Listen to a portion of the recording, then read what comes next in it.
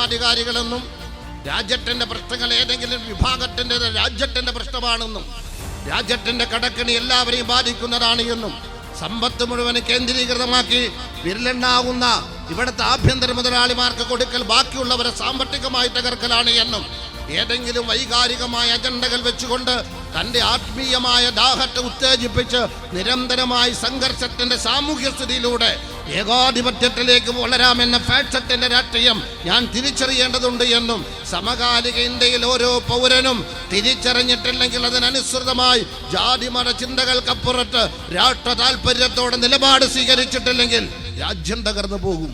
ഈ രാജ്യത്തിന്റെ ഫെഡറലിസം തകർക്കപ്പെടുമ്പോൾ, ഈ രാജ്യത്തെ ജനാധിപത്യം കോടിക്കണക്കിന് രൂപക്ക് വിലക്ക് വാങ്ങിയിട്ട് അതിനെ ദുർബലമാക്കുമ്പോൾ, വ്യത്യസ്ത മതങ്ങളും സംസ്കാരങ്ങളും പ്രത്യയശാസ്ത്രങ്ങളും ഉൾക്കൊള്ളുന്ന മനുഷ്യര് തോളോട് തോളുരുമ്മിക്കൊണ്ട് ഒരു പൂങ്കാവനത്തിലെ പുഷ്പങ്ങളെ പോലെ ഒരുമിച്ച് ജീവിക്കുന്ന ഒരു രാജ്യത്ത് മനുഷ്യരെ മതത്തിന്റെ പേരിൽ മതിൽക്കെട്ടുകൾ തീർത്തുകൊണ്ട് തമ്മിൽ തല്ലിക്കുമ്പോ ഈ രാജ്യത്തോട് പ്രതിബദ്ധതയുള്ള ഒരൊറ്റ പൗരനും നോക്കി നിൽക്കാൻ സാധിക്കുകയില്ല.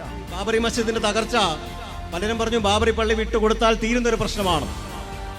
എന്നാൽ ഓർക്കുക, ഫാസിസം അങ്ങനെ ഒരു ആവശ്യത്തിലും അവസാനിപ്പിക്കുന്ന ഒന്നല്ല.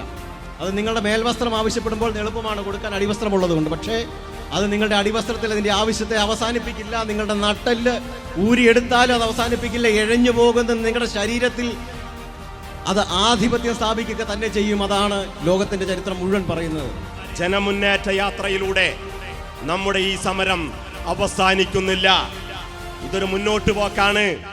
സംഘപരിവാർ ഫാസിസ്റ്റ് കൈകളിൽ നിന്ന് ഈ രാജ്യത്തെ മോചിപ്പിച്ചെടുക്കാനുള്ള ആത്മാർത്ഥമായ ഒരു രാഷ്ട്രീയത്തിന്റെ, സത്യസന്ധമായ ഒരു രാഷ്ട്രീയത്തിന്റെ പൗരസമൂഹം തേടിക്കൊണ്ടിരിക്കുന്ന ഈ രാജ്യത്തിനെ നിലനിർത്താൻ ഈ രാജ്യത്തിന്റെ പൂർവികർ ആഗ്രഹിച്ച ഭരണഘടന പറഞ്ഞിട്ടുള്ള മതേതരത്വം, സോഷ്യലിസം, ജനാധിപത്യം, സാഹോദര്യം പോലുള്ളത് കൂട്ടിപ്പിടിച്ചുകൊണ്ട് എങ്ങനെയാണോ നമ്മുടെ രാജ്യം മുന്നോട്ട് പോയത്, അതേപോലെ രാജ്യത്തെ തിരിച്ചു പിടിക്കാനുള്ള ഈ പോരാട്ടത്തിൽ മുഴുവൻ ജനാധിപത്യ വിശ്വാസികളും ഈ പാർട്ടിയോടൊപ്പം അണിനിര